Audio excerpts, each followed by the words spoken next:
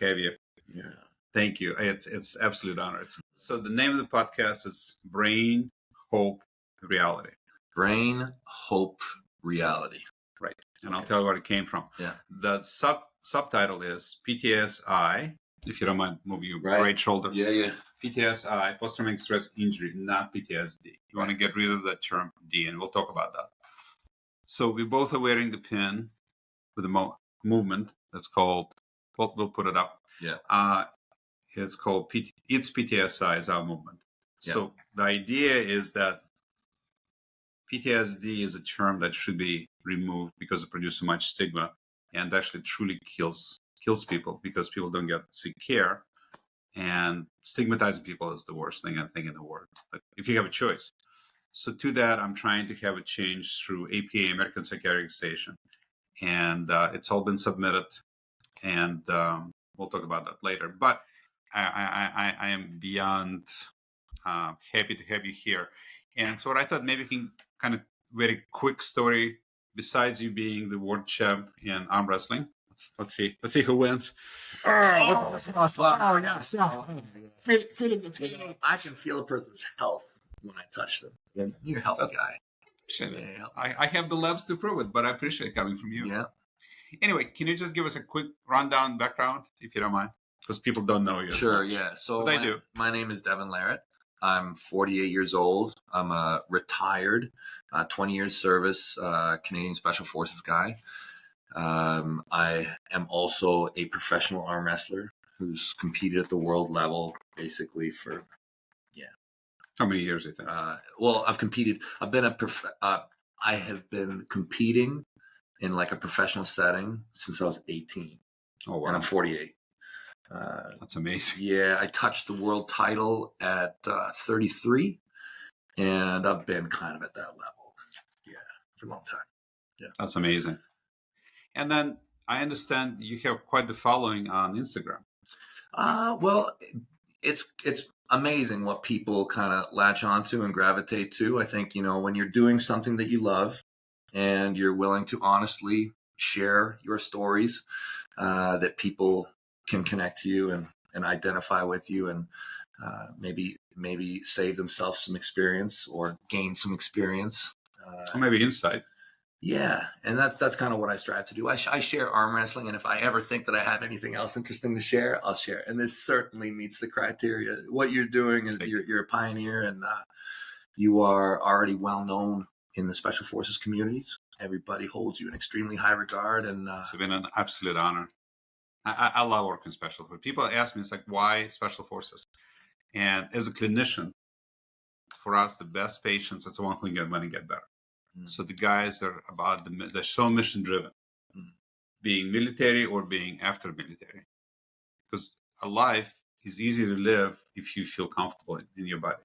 Right. So that's why hopefully you got some improvement, and we started first phase, second phase is today, right? Yeah. Can you tell us what kind of impact you had so far, you think? Yeah, I'm glad you're asking me today and not yesterday, because it was a very overwhelming experience. Right. Overall, very powerful experience. And I'm sure that there's still very much to come from it. That if you ask me again in 2 weeks, I'll probably have a much. Well, maybe we can do a follow-up. Yeah, sure. Yeah. Why not? I'd love that. Yeah. Technology is a beautiful thing. I'd love to stay in touch. I would love to do it. Yeah. So, hey, I already follow you on Instagram. So, thank you. Well, I know nothing about Instagram. I'm trying to learn this. No, okay, guys. If you're not following me already, go on over. But Dr. Eugene Lipov, we're recording on my little channel too. Same. Yeah, so perfect. It's confusing, but no problem. It started off. I'll tell you, entering this whole thing, I was a pessimist. I mean, just because I've tried things in the past, and I think you just grow to be pessimistic as you get older a little bit more. Well, every disappointment pushes you more into pessimism. So I didn't have a lot of expectations. I've heard a lot of brilliant stories, and that's why I came. At first, when I got the shot, I didn't know what to expect. I thought I might feel it, and there wasn't that for me. There wasn't. But as time went on, I realized that it was the experience for me. It wasn't the feeling of new things for me. It was the removal of an underlying ocean of guilt and shame and low level stress that was a constant cloud. Right. And it didn't take long. I started to notice probably within 10 or 15 minutes. That's the feeling of doom, right? It's like kind of low level doom. There's no place to go. Right. And this slowly dissipated. And the first perceivable moment was probably around the 15-minute point. And it's a bit emotional for me. Yeah. But having access to emotion is part of life. Yeah. The great thing about what I was telling you and your wife, if you feel emotion, all the bad stuff, just leave it with us. We'll clean the floors later. Oh yeah. Yeah. Well, having access to it, isn't that cool? It's certainly the change was noticeable by the feelings that I had when I looked. So when I looked at Jodi, the feeling, it definitely changed. There was a change in the way that the normal feeling that I had was somehow removed. Like, anyway, so that was the first kind of noticeable thing for me.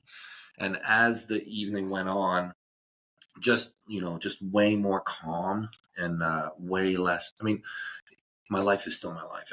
Nothing's changed in my life. It's your perception. Right. Yeah.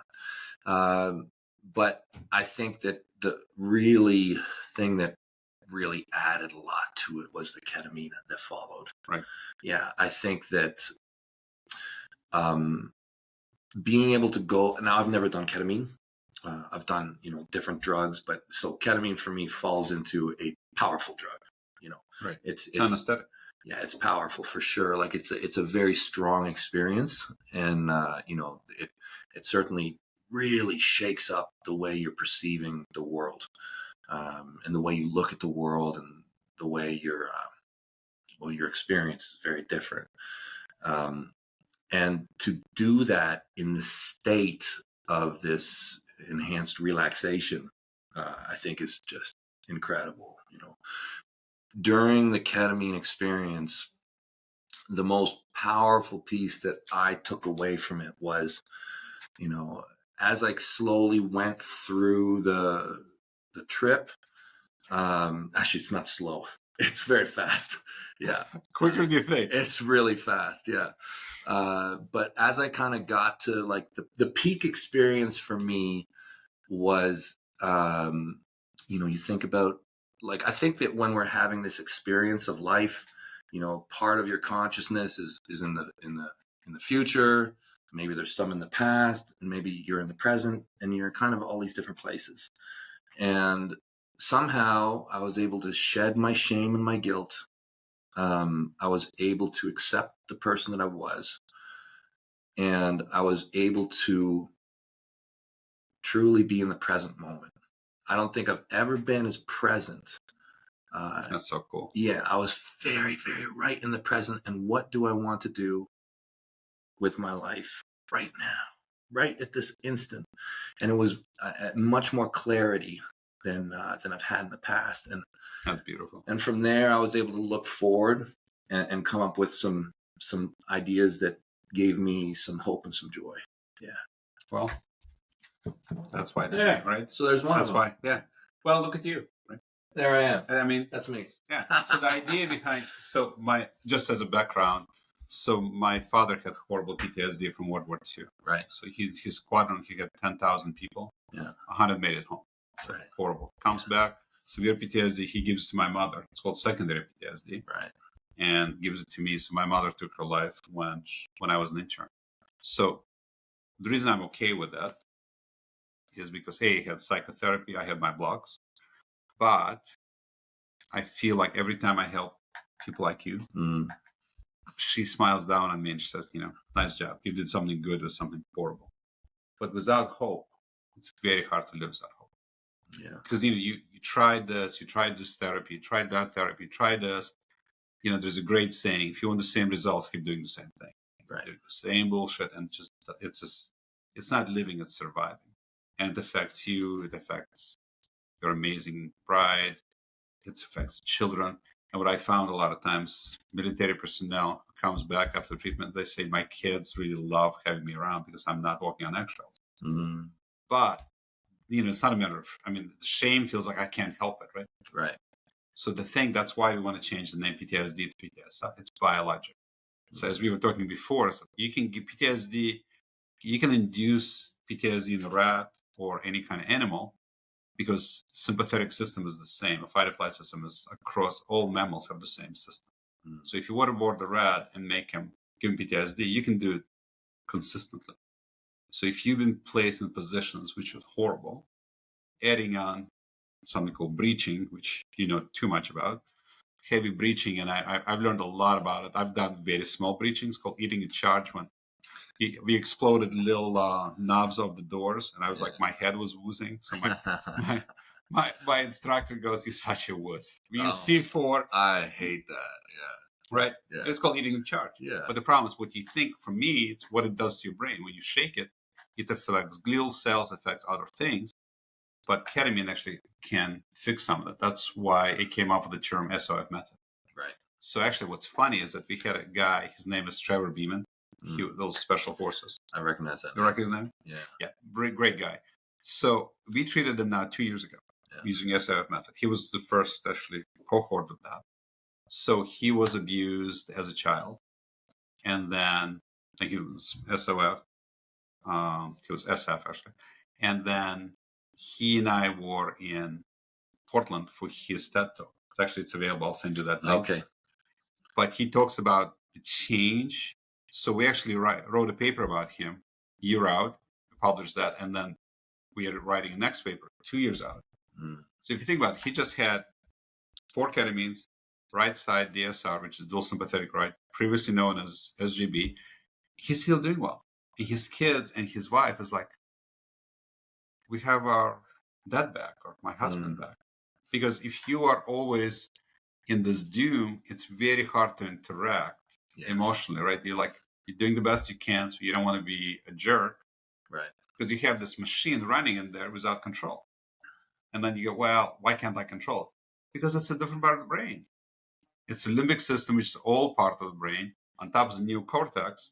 But like I always say, if limbic system isn't happy, nobody's happy. Everybody will be miserable. Not just you, but you can. I also wrote a paper on secondary PTSD. So you can think of PTSD or PTSI as an infection. Yes. Like STD. If you have PTSI, you can give it to your partner and your kids. Yeah. But people don't think about it, right? It's like, well, I haven't been out in battle.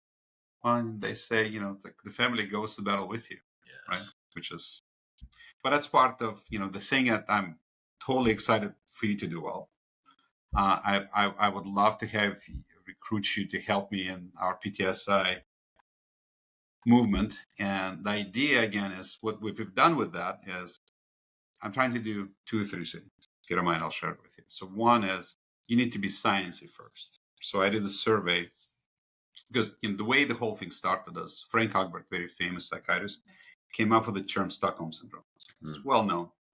So he said, he went to the APA, American Psychiatric Association, who defines terms through DSM. Now it's called DSM-5 TR. But anyway, so he went there when they were changing DSM-4, DSM-5, and said, you need to get rid of the term. He was accompanying DSM. DSM. It stands for Diagnostic Statistical Manual. Okay. It's a standard terminology. That's where, if you want to look up schizophrenia, whatever, it's all in. Thank you. Thanks for that. I appreciate that. Great. You think I'd remember that? Also, old psych. Oh, I didn't know you had one. Anyway, so he was accompanied by General Shirelli. I don't know if you've heard that name. He was a 4-star general in charge of the U.S. Army. He was the number 2 man, and he was in charge of prevention of suicide. So he and Frank went to APA and said, hey, my guys are killing ourselves. That's what Pete Shirelli was saying. And they still go, no, we're not going to change it, which I think was interesting decision, to put it politely. So I talked to Pete, and he said, I have a picture of him on my website, itsptsi.com. So I said, what kind of quote can I put from you into our website? He said, it's really simple. It's about time. That's his quote. That's I mean, his direct general. Right. So anyway, but nobody has put it to a test. So we did a survey, 3,000 people, half military, half non-military. And we said, if you change the name PTSD to PTSI, will that be a change? They go, yes. Consistently, they said, the stigma will get better and we'll get treatment. So kind of my little rubric is stop the stigma, save lives. I mean, it's that simple. Being stigmatized and being a soldier, you really don't want to go to the command saying, hey, I have PTSD, I have this, or PTSI. You know, that's the culture doesn't really approve of that too much. Right. Plus, if there's nothing they'll treat you with, if they give you drugs that don't work or psychotherapy doesn't work, that really doesn't help you. All it does is hurt you. And you get stigmatized and then shunned and whatever. It's like, okay, suck it up, baby cakes, right? Rub some dirt in it. But it's what I'm trying to do, the whole thing is physiologic. It's physical. It can be diagnosed. You can do a brain scan. You can actually see the change in the brain, right? So the DSM, I think, was a great idea when it started. But the problem is they're kind of behind the times that there is new developments. So kind of back to my DSM interaction. So it took me about 3 months to submit the request. So I finally submitted it in September 6th. So they acknowledged it finally. It was an interesting process. They have 2 months to respond, apparently. So I did that part. So what would be amazing, you have quite the platform. If we can have as many people as we can, I'll actually give you a play. I found a guy who actually is in charge of that.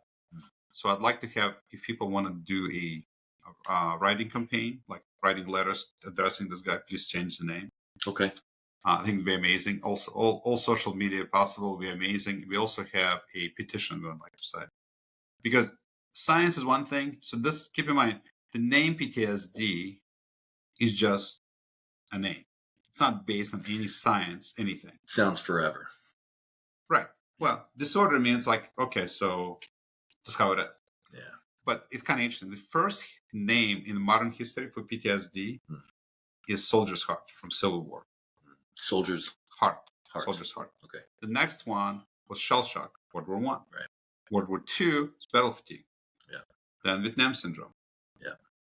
Then PTSD in 1980. So in Russia, it's called Chechnya syndrome. Yeah. Symptoms are the same. Right. There's no difference. Right. So why not call it whatever, right? So the point is there's no reason, no biologic reason for sure. It's just somebody just says, well, this is our perspective. I think it's great. But so what's interesting now, in order to change the name, before it used to be 12, 15 years. Now there's a rolling request. So between DSM-4 and DSM-5, 4 names would change that I'm aware of.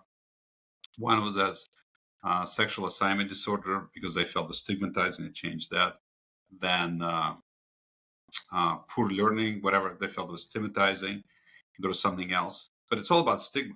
And the one question they asked, they said, if you can demonstrate to us that the name change will reduce harm, then we'll change the name. Right. That's what they say. So my argument was really simple. Here's my study. We know it reduces stigma. Yeah. Here's 5 studies show stigma kills. Yeah. What's even left to talk about? Right. It's simple. PTSI. Yeah, PTSI. Yeah. So I think PTSI is that's why we got that term. Easy day. It is now known as PTSI anytime that I get to say it. I appreciate it. And then, it's funny. So we had actually here, and I'll show you this thing later, or we could put it up. So we had, he was a colonel SF Air Force, whichever way that works. Anyway, so he's also a comedian. So we were sitting around, joking around, and I said, can you do Arnold Schwarzenegger? Oh, yeah. So he did a skit about PTSI and PTSD. Oh, wow. It was hilarious. I just dropped it.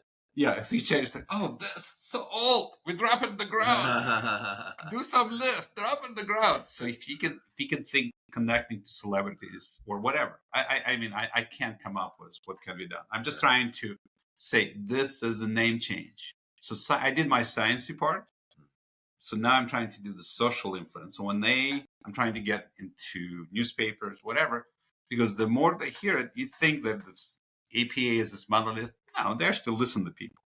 Like, here's my favorite story on that. So DSM-1, this was 1952. Being homosexual was a mental disease. Really? Yeah, is that interesting? DSM-2, not so much. Huh. Why? Demonstrations, letter writing campaign, pissed off people. And I mean, now can you imagine? It's like, you Cure you of your homosexuality. Yeah, isn't that great? Oh yeah. So that's an interesting perspective. I don't think it's the modern one. I'm not ever going there. Yeah. But you see my point, though, right? Yeah. I mean, it's just so crazy. But the point is, somebody decided this is psychopathology. Well, there's a lot of people that say it's not psychopathology. This, if you look at some studies, that it's like 10, 20% of the population, this is what their preference is. Like, who are we to judge that? Right. But is it clear? So the thing about PTSD compared to any other psychiatric disease, to me, you can demonstrate in the model. Like schizophrenia, good luck figuring out in the model. You can kind of do depression, but like PTSD or PTSI, it's so easy to replicate, and you can see treatment. So let me tell you one kind of interesting treatment. I love talking about this. Yeah. So again, the way you can induce PTSI or PTSD in the rat is you water drown them to almost death. Then you fish them out, and they took half of them. This was done in South Korea. Those people interested in the study, I can certainly provide that study. It was written in Korean. Anyway, so they fished them out, and they did stellates on half of them. Right. And they put them back in the water. The ones who had no block sunk and died. The other ones who did swam out. Swim out? How do they swim out? Were they given in like a puzzle to figure out, or like no? Basically, time? No. This is stop fighting. Yeah. So basically, you have like a bin, water bin. Mm-hmm. You put them all in. They can swim. Yeah. But if they have PTSD, they're not going to swim. They just sink. They just die. Yeah. Or also, in a dog, if you beat the dog like almost to death, okay, you open the cage, they're not leaving. Yeah. Because every time they came in, they got hit. Now they're like, they've given up. No hope. No hope. Hope gone. Bye. Hope is powerful. Hope is huge. It's like, I see people who are like in great physical shape, but they're like, I'm hopeless. Yeah. And then I see people who are quadriplegic. They can only move their tongue a little bit, and they're happy as hell. It's like, how does that work? So the whole PTSI hope correlation is very strong. Absolutely. Yeah. The other thing that's weird, if you look at fight and flight system, the easiest way to kind of look at it, why is it in there? It's there to keep us alive. Mm-hmm. So if you're a caveman and you're running around and then tigers are chasing you, you have to be hypervigilant, right? So 85% of men have sexual dysfunction with PTSI. Mm. Why? Because if you're running from tiger, you want nothing sticking out. Right. Like, it's simple. It's functional. Right. Also, you need to be always on alert. So sleeping with one eye open, right? Because you can get eaten. Right. Like your sleep hopefully got better after the block. It did. Because your sympathetic system goes, there's nothing to see here. I'm going to sleep. I'm done. Thank you very much. There's no tiger. I'm fine. I'm in bed. Everything's good. Best night of sleep I've had in like longer than I can remember. Yeah. But man, if you look at it from that perspective, right, it's very strong. You can predict everything that happens. The other thing that's interesting is something called, there's a whole new science called epigenetics. You can actually transmit PTSI 2 generations. 2 generations. Right. Yeah. And it also makes you age. So we're actually doing a study that using GrimAge, which is advanced, it's called biological Harvard clock, and that can predict who's going to die when. Mm. But you can reverse that. That's what's cool about it. People always comment that I age at a tremendous speed. So we don't want that. No. Nuh-uh. No. Right. We want to slow it down, reverse it. Right. Because, but what's interesting is your body is going at overspeed. So people who have PTSI, their chance of heart attacks twice as high as compared to who doesn't. Right. So if you can slow that down and reverse it, and I think we are on our way. Because just if you're feeling better, you're relaxed. Because if you think about, if your engine is always revving, it's going to break down much quicker than you put it in idle. Right. So you've been revving so long, it doesn't even know it's revving. It's normal. Right. But when it's gone, it's like, what? There's none of this background craziness. Like, right. I can focus. I'm here. Like you were saying, I'm present. I'm right here. Yeah. Because you're not looking for the tiger. If Yeah. you're looking for the tiger, you can't focus. I'm way more focused today than I was yesterday. Yeah, I feel that very, very much. Yeah. Well, that's key. Yeah. And then the other thing was hopefully the ketamine is doing is repairing your brain. Because since you've done breaching, you had BTBI, which is glial cell support cells get shooken. Right. And that really changed the neurons in the brain. Yeah. I think Thor had something to do with that as well, by the way. But, yeah. Thor. You know, from Game of Thrones, the big strong guy. No. The Mountain. You ever heard of him? Yeah. Yeah, Sure. I had a boxing match with him. Oh, yeah. Well. He punched me in the head a couple That times. was CTE then. CTE, okay. Yeah. So now you got both. I got both. You got a shooken, Yeah. and then you got beaten. Right. Perfect. Yeah, so I got the full combo. No, you got the whole combo. Yeah. But it doesn't mean we're giving up fixing it. So we just started. Oh, yeah. But I mean, I think you're in the right place, in the right time. And I will do, because one of the things I've been absolutely honored to treat a lot of special forces now from 2 countries, which is unbelievable to me, especially like me. I mean, it's like for me to meet people like yourself, it's just a great pleasure. Well, for all the guys out there in the special forces around the entire world, I mean, so Americans started it. We heard about it from the Americans, Canadians, and we've had. Am I the third from Canada? Yeah, number 3. I'm number 3. Yeah, and so far, the first 2 gave it raving reviews. The first guy, I've known both these guys for over 20 years. The one guy I love these guys so much, but drank way too much. And he hasn't drank since he's had this treatment. And the entire time I've known him, I love that. Okay. That's so cool. That in itself is a feat. And the second guy is the guy who told me all the stories, and he raved about you. So, and now me, and hopefully it just travels through the communities, and it's certainly this is a unique perspective on the injury. Different. Thank you. It is. And pioneering, groundbreaking. I mean, traditionally, like one of the interesting things that we've tried to do is preventative. Right. So we try and build resilience. Right.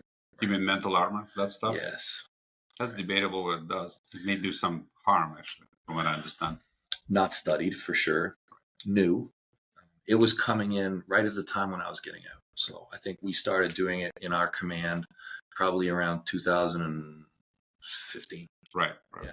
I've read about it. So basically what you're describing is you need to expose people what kind of horrors you're going to see, right? And you're prepared for that. Isn't that the concept? I mean... That's how I understand it. I'm not an expert in it. I think that it's more focused on the bringing down of... It focuses so much on the learned ability through breathing and meditation. Oh, cool. To bring down the alert level. Oh, yes. How do you do that? There's meditation techniques. That's good. Okay, yeah. So I don't know what I'm talking about. This is newer. That's great. Meditation, I think, is great. It's the only thing that's been shown to regrow the brain tissue back, by the way. Yeah. Which is so cool. Yeah. Nothing else has. Interesting. Yeah, so we're doing that now across the command. But I think all these things can work in synergy. Oh, absolutely. The whole, yeah. I mean, it's like I love combining things and they work better. Actually, you know what my thinking is? I have a new idea. Since your bride is here, maybe we can put her in my chair and I'll just ask a few questions from your bride. Yeah, do you mind? Of course. Yeah, get Jodi on here. Come on, Miss Jodi, you can do this. I'm in. Take the command chair. Why, thank you. Well, now, I have to say, I don't usually allow myself to be on camera when I've been crying for 3 days straight and have... what's going the on? way I look Here we at are. it, I always tell my wife, if you're beautiful, regardless of what you're doing. Makeup, blah, blah, blah. And it's not just outside beauty. Wait, Right? of course. Of course. Thank you. One of the things, the reason I wanted to have you is because, so my mother had PTSI from my father. So I'm a very big supporter of having families. What's interesting also, there was a study done, and I'm geeky, I read it all the time. But in Italy, and it shows that stellate, predecessor to DSR, can increase fertility. So again, if the tiger is sitting out the door, you don't want to be spending energy producing kids, right? So how many people have infertility problems? A lot. Right. And they do all type of interesting hormonal stuff. I think that has a place. But one of the, like a lot of times you probably heard stories, people are infertile, they buy a dog and poof, there's pregnancy. What does dog do? Calms you down. Yeah. This is kind of similar, right? Interesting. So, but the reason we love having families together, so this is kind of my dream, right? At least for SOF. And part of the reason I've gotten so interested in SOF is I just love the people that are just so committed. But the other part is SOF, where SOF goes, society will go. Because for multiple reasons, right? So a lot of things have been adopted in special forces, and Army takes care of it, and society goes, well, of course. Yeah. That makes so much sense. Right. And SOF people, like, they're interested in work. It doesn't matter why, it has to work. If it doesn't work, it's crap. Right. And they'll let you do this because that's part of your mission, right? Yeah. So, and part of a huge part I'm interested in is families, right? So to me, like, my kid had a lot of issues, and I treated him, and he did very well. So kind of my dream is SOF family unit gets treated. Right. Guys, women, because you've seen some stuff. You went, I'm sure some of the stuff, I mean, I know he works very hard, but it's hard. And you are probably feeling that, and you can't help it. Because it's physiologic. 100%. Yeah. So I'm not trying to make you cry. No, you're not. You know what? I'm good right now. It just looks like I'm going to cry because it's been like a state that I've been living last day. Well, it's perfect. Yeah. You get connecting to your emotions. Yeah, that's the whole thing. So, I really don't have that much I wanted to ask. That's okay. I don't want to torture you. Not at all. No, but when you're talking about the family unit, I mean, our it's interesting. Our son, he'll be 21 next month, and when we were talking with him about coming here, he instantly said, "Can I get it? Can I get it done?" That's my point. That's what I want to do, because if you think about the billions of dollars spent on mental health in SOF, I mean, it takes probably $1 to $3 million to make a special forces soldier. Why not, after you served or even during half the people who treated active duty, why not help live a better life and more functional life? Yeah. And with hope. Yes. Yeah, absolutely. Would love to treat your kid. But, keep in mind, just that everybody tries the best they can to accommodate somebody who has PTSD or PTSI. It's very hard to do. It's hard work. It's very hard work. And then the father typically feels bad that he's doing that to the family. And it's a cycle. So to me, it's, PTSI is like STD. Everybody, it passes around. Yeah. And until you fix it, we fix some people, like from Bragg, they come back and the wives aren't fixed. So now they feel bad that they gave it to the wife. And now they have to come back. So I said, stop the whole thing. When should both come? Yeah. What a concept. Or if you have kids, we don't treat people younger than 10. Bring the kids. Yeah. Just, it's like, I'm a huge believer in that because I've treated for my kid. I wrote a paper on that 2015, I think. So because the biology is the same. In a kid, then you don't have to, we don't do nonverbal, of course, but if somebody is like 15 years old, that sympathetic system is as nuts as that somebody as yourself who's been through that. Yeah, so a full reset for the full family unit. Yeah. That's interesting. Doesn't that make sense? Oh, of course it does. Because then you Google and say, hey, we're better, but you're suffering. Imagine if the whole world could get it all at once. Well, I have a plan, actually. Let me give you my last plan. Yeah. And we'll put some videos into our podcast. So since the beginning, people going, okay, how do you emulate this on a large scale? Yeah. Right. Because it's not a pill. People are not used to this. They're used to pills, easy. You can't put it in the drinking water system. No. Look, but the great thing about stellate or DSR, can't abuse it. Like you can abuse mushrooms, ketamine. This one, if you steal my local aesthetic, your nose get numb. Yeah, it doesn't do much. That's like no fun. So the whole concept was, and I talked to a Greek bioengineer. So it turns out you can make biorobotics nowadays. They can do it automated. So we have a whole plan how to do like a ship, like a Mercy ship. think about it, container ship, right? Wow. 100 containers, 40 feet across, 8, so that's 3 operating rooms. So each robot can do 4 people per hour. Yeah. Oh, wow. So a container ship can treat 12,000 people in 24-hour period. Wow. So let's say there's a tsunami that hits Japan. Yeah. Drag the ship there, take care of that. Wow. And you put in all the forward operating bases where people being. So it's possible. I mean, the technology is there. He told me it's like, this is what it'll take. It's $2.5 million to design it, build it, and that'll be $150K to have it available. Unbelievable. So for military, you could do it on Anywhere.